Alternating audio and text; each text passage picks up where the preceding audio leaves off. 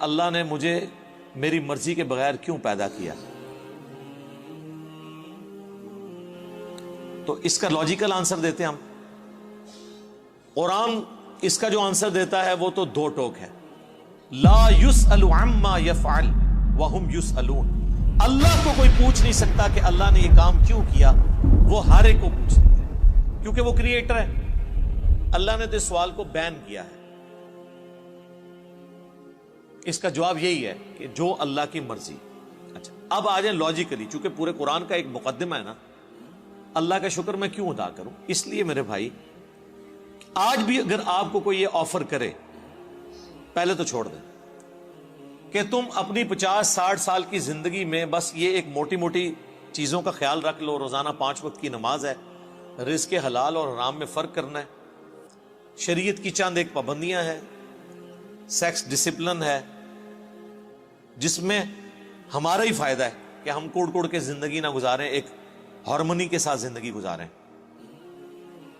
تو پھر ہمیشہ کی زندگی تمہیں دوں گا جس میں تمہیں موت نہیں آئے گی، کوئی پریشانی نہیں آئے گی، کوئی بڑھاپا نہیں آئے گا، اور تمہاری مرضی کی زندگی ہوگی. یہاں تو تم 5 مرلے کے پلاٹ کی خاطر ذلیل ہوتے ہو، اور وہاں پہ سب سے آخر میں جو دوزخ سے نکال کے جنت میں جانے والا جنتی ہے، بخاری مسلم میں آیا، اسے بھی اس پلانٹ ارتھ سے 10 گنا بڑی جنت دی جائے گی.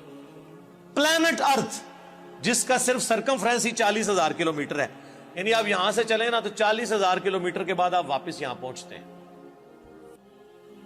اس سے 10 گنا بڑی جنت سب سے چھوٹے جنتی کو ملے گی جس نے آخر میں جنت میں داخل ہونا ہے اپنا لاکھوں سال کا عذاب بھگت کے، اور جس نے بغیر حساب و کتاب کے جنت میں جانا ہے، یا جس کی نیکیاں اس کے گناہوں پر حاوی ہوں گی اس نے جانا ہے، اس کی تو جنت کا کوئی امیجن نہیں.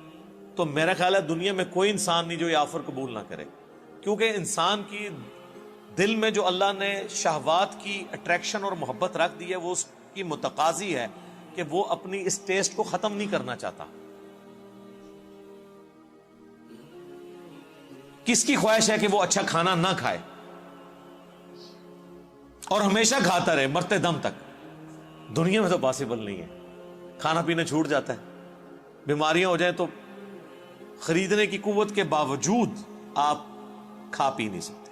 دنیا میں ارب پتی لوگ ہیں جو نمک مرچ والا کھانا بھی نہیں کھا سکتے، معدہ اجازت نہیں دیتا. اللہ نے سب کو بیلنس رکھا ہوا ہے، کسی کو ایک معاملے میں اوپر کیا تو دوسری طرف سے اس کی آواز نکال دی ہے.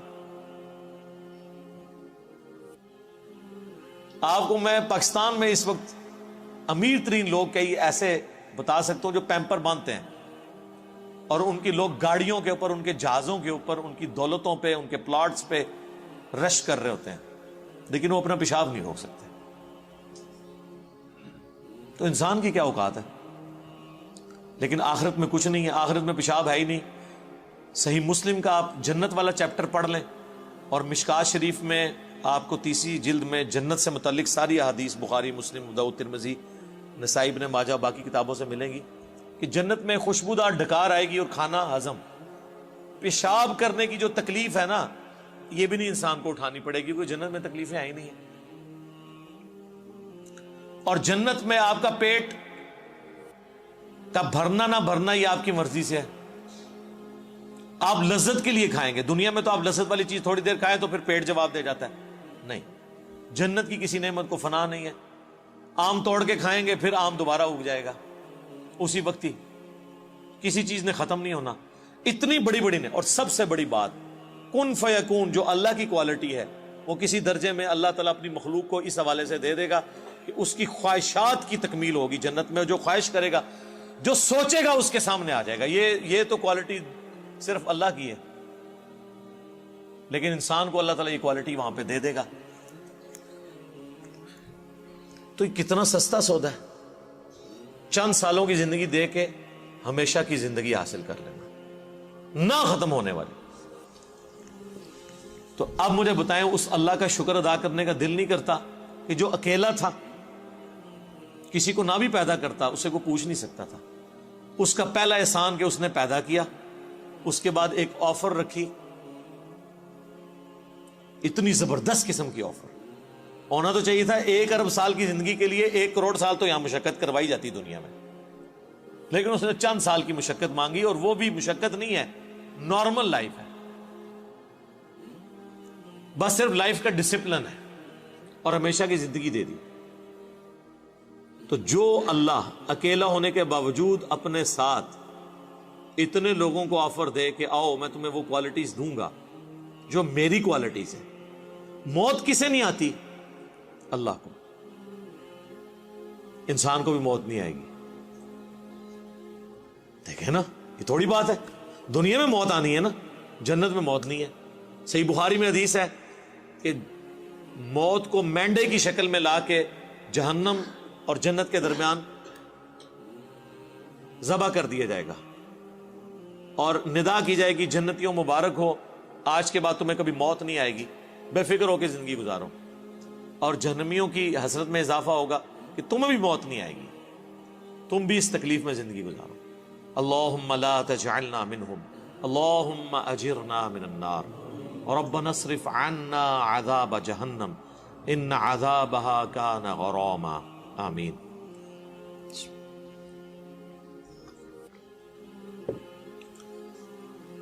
اللہ کی ذات کو جب آپ اس پہلو سے دیکھیں گے تو آپ کے اندر سے، آپ کے ایک ایک ریشے سے اس کے لیے شکر کے جذبات ابھریں گے۔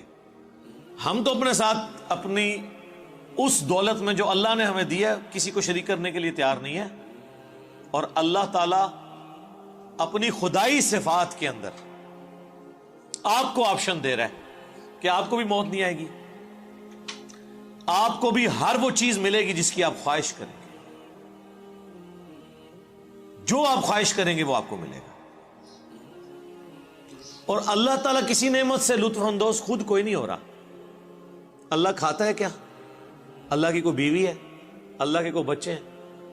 یہ وہ ساری چیزیں جو ہمارے لیے اٹریکشن کا باعث ہیں، اللہ کے لیے ان میں سے کوئی بھی چیز اٹریکشن کا باعث نہیں ہے سوائے ایک چیز کے، اور وہ چیز یہ ہے، حالانکہ اس معاملے میں بھی وہ غنی ہے، لیکن یہ اس کی خواہش ہے کہ بندے، انسان، مخلوقات، جن، فرشتے اس کا شکر کریں، اس کی عبادت کریں، ٹوٹل اوبیڈینس کریں۔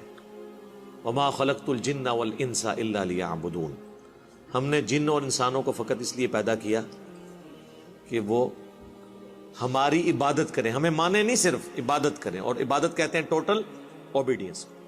تو اس لیے شکر ادا کریں جی۔